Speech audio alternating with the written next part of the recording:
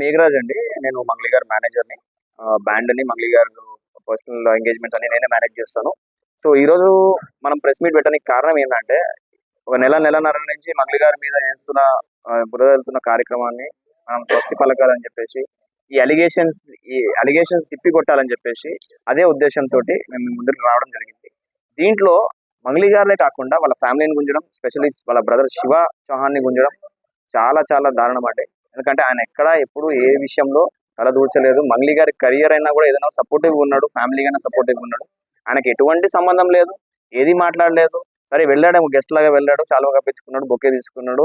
ఓ 2 మాటలు మాట్లాడి ఒక ఫోటో దిగి వచ్చేసిండేమో గానీ, ఎక్కడ ప్రత్యక్షంగా, పరోక్షంగా ఇట్లాంటి ఇన్వెస్ట్‌మెంట్‌లు చేయాలని చెప్పేసి బాధితులకి ఎవరికీ చెప్పలేదు.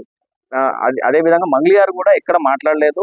ఎండార్స్ చేయలేదు. సెలబ్రిటీగా ఎండార్స్ చేయలేదు. పబ్లిక్ ఫిగర్‌గా ఎండార్స్ చేయలేదు. ఎక్కడ కాంట్రాక్ట్ సైన్ చేసినట్టు లేదు. ఏ కంపెనీ తరఫున ఆమె ఫోటోలు దిగి బయట అడ్వర్టైజ్‌మెంట్ చేసినట్టు లేదు.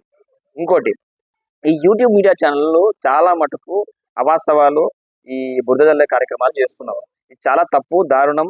ఇది చాలా చాలా అంటే ముందరకెళ్ళి ఎటు దారి తీస్తది అనేది మీరే అర్థం చేసుకోవాలి. మీరే గ్రహించాలి. ఎందుకంటే మీరు చేస్తున్నది ఒక ఆడపిల్ల మీద, వాళ్ళ ఫ్యామిలీ మీద, వాళ్ళ తోటి ఫ్యామిలీ మెంబర్స్ మీద, చెల్లెళ్ళ మీద.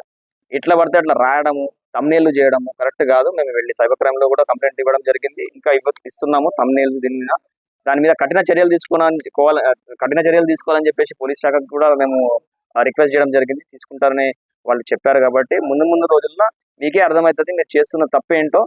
దయచేసి ఇప్పటికైనా అర్థం చేసుకొని మీరు ఇవన్నిటిని విరమించుకొని నిజం ఎటువైపు ఉందో దాని దిక్కు మాట్లాడి నిజాన్ని ప్రచురించాలని నేను కోరుకుంటున్నాను.